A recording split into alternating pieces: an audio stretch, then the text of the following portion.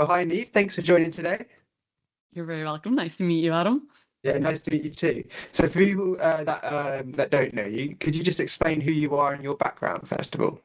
Of course, my name's Neve. I'm a specialist physiotherapist working at the National Hospital for Neurology and Neurosurgery in London at the moment. So I work full time for the NHS as a neurophysio. But recently, outside of my NHS work, I have developed an app called Wobble, Strength and Balance. So it's a app-based platform for older adults or the aging population to work on their strength and balance. Okay, bro. So, first of all, what made you start this app? What were you seeing in practice? So at the time, I was actually working in a neuro rehab unit in Scotland at the time when I first started developing it. And I suppose we're seeing the same issues that everyone sees across the full of the kind of um, physio kind of rehab journey is this kind of issue with compliance with exercise and exercise prescriptions. So I think it's between like 30 and 50% across the full of physiotherapy in terms of compliance with exercise prescriptions. So it's really, really low. Um, and I think it's always quite disheartening when you prescribe exercise and maybe the compliance with patients isn't there. And I suppose this kind of switch in healthcare mindset at the moment, going from more preventative based models of healthcare. So kind of switching from very reactive healthcare to more proactive healthcare.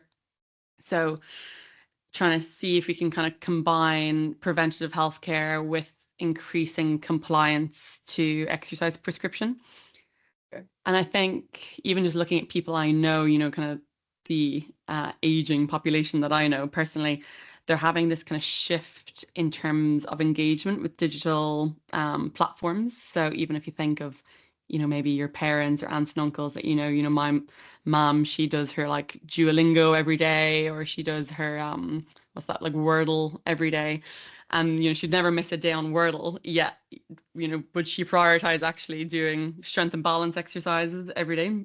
Probably not if it's been given to her by a physio. So trying to use kind of the behavior change technology that we're seeing through different apps to implement that for physio. But not just physio, more thinking of like wider public health.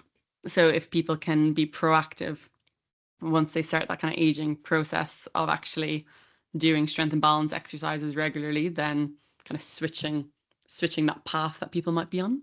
So that's kind of Yeah. where it came about, is that kind of thinking. Okay, so the app obviously focuses mainly on the balance issues. Hmm. Um, with that, the reduced adherence to treatment, was that mainly in balance issues you were seeing, or was that just a niche that you wanted to go down yourself? It was kind of across everything that I worked in, even as a junior physio, working in MSK, orthopedics. You see it in kind of every aspect of physio, not just neuro. I think what we are seeing is more less so in neuro rehab, but more kind of generic outpatient clinics, is that kind of functional decline with age, but people not actually knowing what to do. So people may be doing quite generic based exercises rather than actually targeted balance training. You kind of hear the same usual spiels of, oh, well, I, go out for my walk, or I'm consider myself quite fit, but actually, if you then assess their balance, they do have balance impairments, and they're not kind of getting ahead of that. So that's kind of the aim of the app, is to get ahead of these problems before they occur, or actually then once they do occur, like making sure we're targeting balance at the right level, if that makes sense. Okay, brilliant. So how does the app actually work for the user? So basically you download the app, you make your account, and then it's a series of guided assessments to start with. So especially coming from like a neuro rehab background, I'm really keen on outcome measures. Obviously we should all be using outcome measures, but maybe in neuro more than other areas, we're really keen on having kind of baseline outcome measures. So the app guides the user through both subjective and objective outcome measures. So we do, I'm not sure if you're familiar with like a standard 30-second sit stand test, a 4-stage balance test, and then an activity specific balance confidence skill. So we kind of add the scores from the subjective and objective components, and the app then correlates these results to an appropriate level to start with.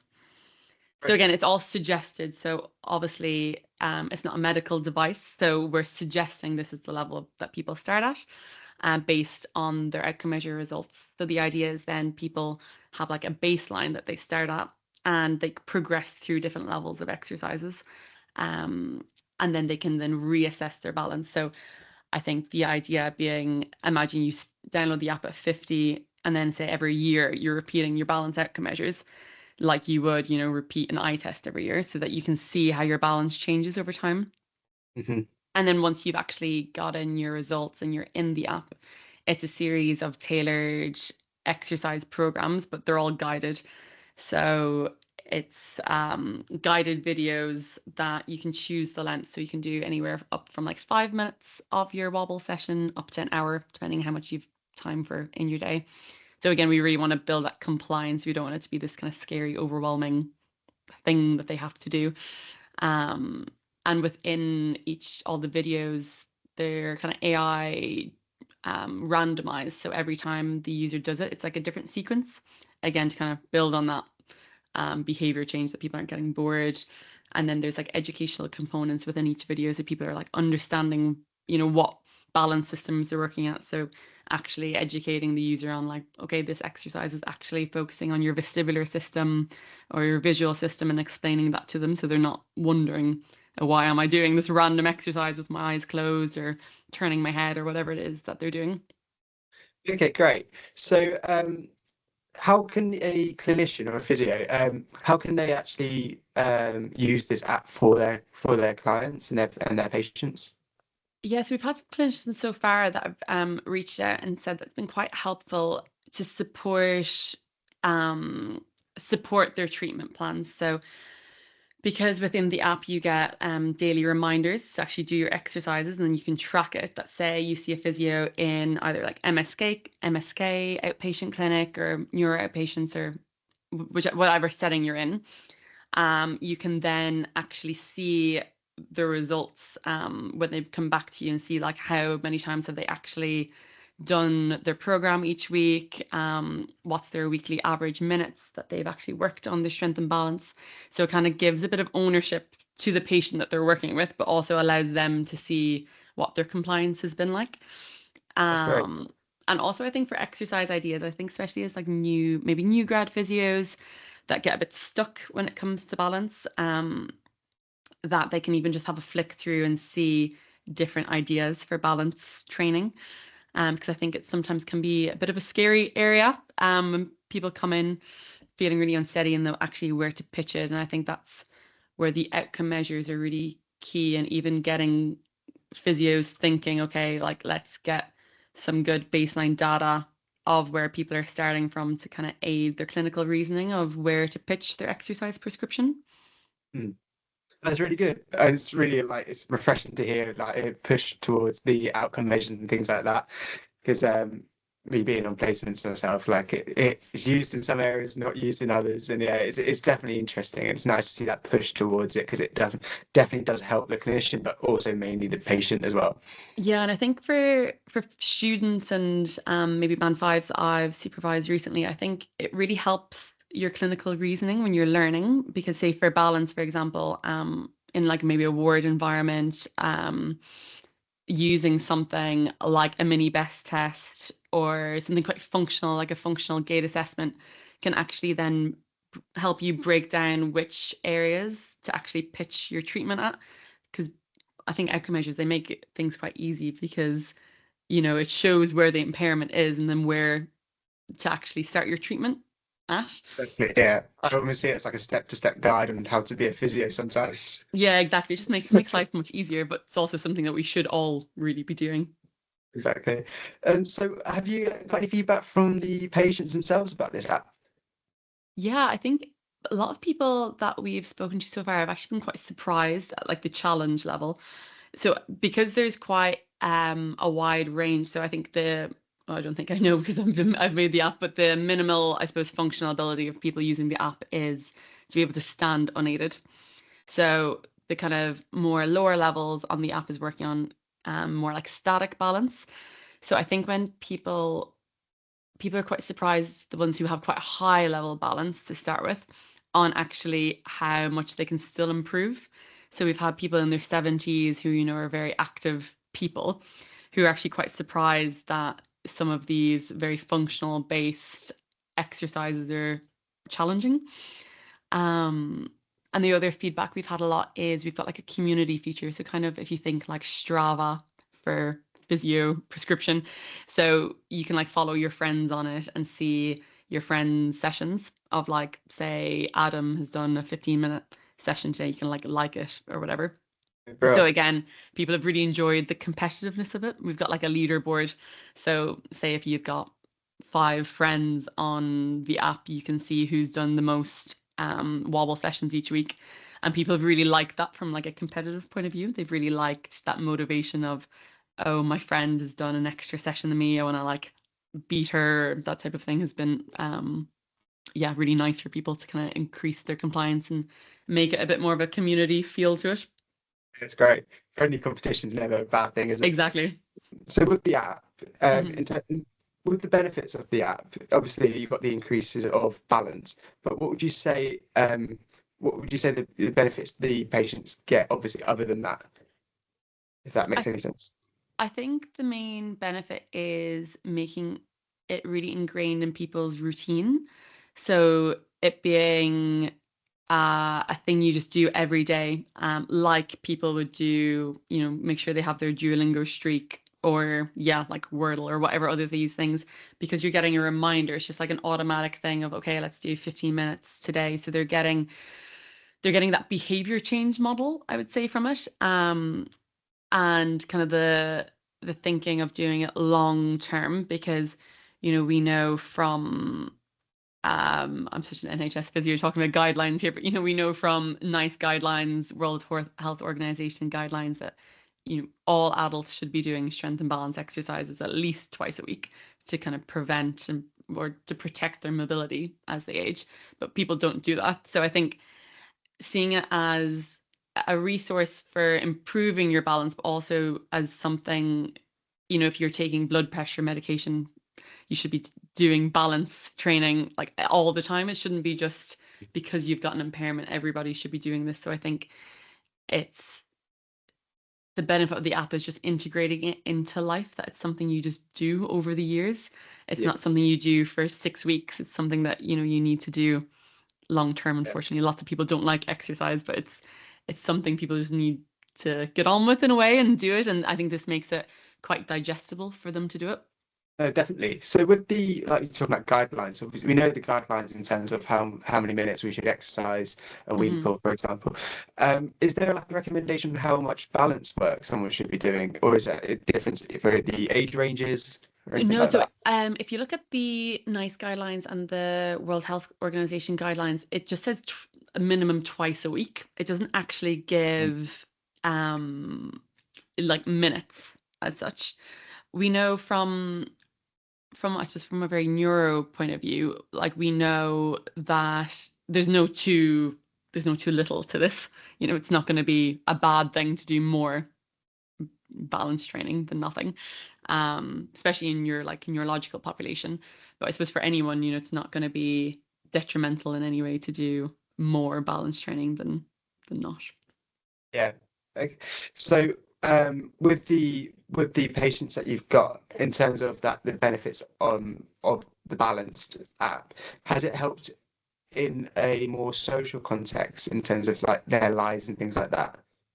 Yeah, so I mean, we've only launched the app at the end of October, so it's still really early days. And I Mhm. think going forward, our next kind of step would be to do like a small scale study into actually the um more like concrete outcomes of the app.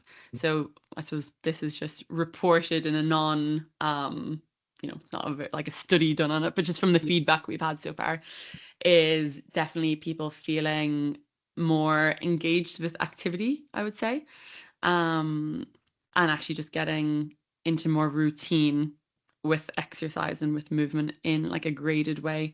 Because I think there's there's a huge gap at the moment with, the minute you start thinking or looking up yourself as, exercises for older people, for example, it's all very chair-based yoga, seated, whatever. Or then it's exercise that maybe people don't feel comfortable with, that's more targeted at a very like more higher level fitness kind of population. So I think this kind of is like bridging that gap that's quite accessible for a wide range of people to get into exercise. So I think that's the main feedback that we've had. It's that it's like a platform that they've found is at the right level for them. That's not, doing some mad Joe Wicks hit workout, and it's Yeah. not like seated, like very old person yoga or chair based, whatever it is. That's actually improving something. It'd be interesting to see if there'll be like a study later on in terms of that the like the more psychosocial benefits. Like say if maybe they've been able to join a running club or a walking club or any of those things. It'd be quite interesting to see if that's Yeah. improved beyond just those chair exercises, like what benefits they can actually gain from Yeah, that. definitely. And I think that's why I was really keen when we're developing it to make sure that there was like a subjective component to the outcome measures. So the outcome measure that we use, the ABC one, it looks at like a range of kind of confidence with different activities, but some of them are quite high level. And actually, it'd be good to see how people's outcome measure results change over time. So some of the questions are, rating your confidence, walking on like an icy footpath, to standing on a chair, reaching into a cupboard type of thing. So really Mhm. high level things that actually, a lot of say 60, 70-year-olds wouldn't feel that confident doing, and Mhm. seeing how that changes over time. And I think it's really good to think about kind of patients and patients' progress within that more like ICF framework. I'm not sure if you guys got taught that at Yeah, university. not the ICF, no, not specifically. So the ICF, I'd recommend everyone have a look at it. It's a really good framework of assessing patients in. We use it a lot in neuro, but they use it across different kind of rehab platforms. But it's essentially a way of thinking about how a patient's impairments, so as physios, we assess a very impairment level, but then thinking about how a patient's impairments then impact their activities, and then how the impact on their activities affect the person at a participation level. So what they want to participate in. So like you just said, in terms of like, is it having an impact on them socially? What is it actually at a participation level that these balance impairments are impacting? So kind of putting it Yeah. into that full like holistic picture. So we've got to wrap it up soon, but before we Hmm. go, I had one main question from the listeners, Yeah. and it was a common mistake that physios do do when talking to patients about balance in terms of exercise prescription. So Hmm. one common mistake and how to correct it. Yeah, I think a common mistake people make is giving really generic based exercises. So, just thinking about changing their base of support. I think that's everyone's go-to is, okay, they've got a balance impairment. Let's give them some work in tandem stance or some single leg work, but actually thinking about all the balance systems.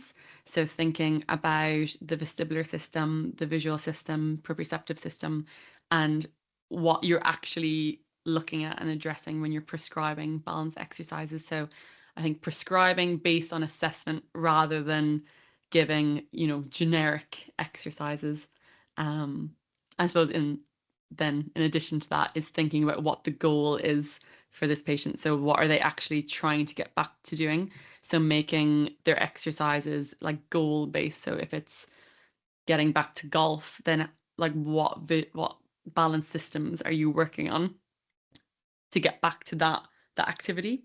So really putting it back into the goal and making sure that when you're discussing it with the patient that you're actually educating them around what they're doing. So okay, your goal, for example, is get back to feeling confident to play around a golf. These are the impairments we're seeing at the moment. Therefore, let's do X, Y, and Z exercise to work back towards that goal. Yeah, and explain how the systems are affected in the golf, for example, and in those exercises that you're Yeah. given. That makes a lot of sense. And I think a part of that is feeling confident in your own knowledge to say Mm. that to a patient. So I think the more comfortable and the more confident you are with actually what you're talking about, then that becomes easier. There's nothing worse than being like, oh God, am I saying the right thing? Is this correct? So actually like knowing what you're saying to then be able to really put the patient on the right path and educate them. And I suppose a lot of our work is around self-management. So how can we actually promote self-management through education and through empowering the patient to know what they're doing? Yeah, that's definitely that more person-centered approach is always seems to be obviously the most beneficial for Yeah, sure, and that is exactly that, isn't it? Really. yeah, exactly. Perfect. Well, thank you so much for joining today. It's been really, really insightful in terms of the app and just general balance chat. Yeah, no, lovely to meet you and best of luck with it all. Thank you very much. Speak again soon. See you.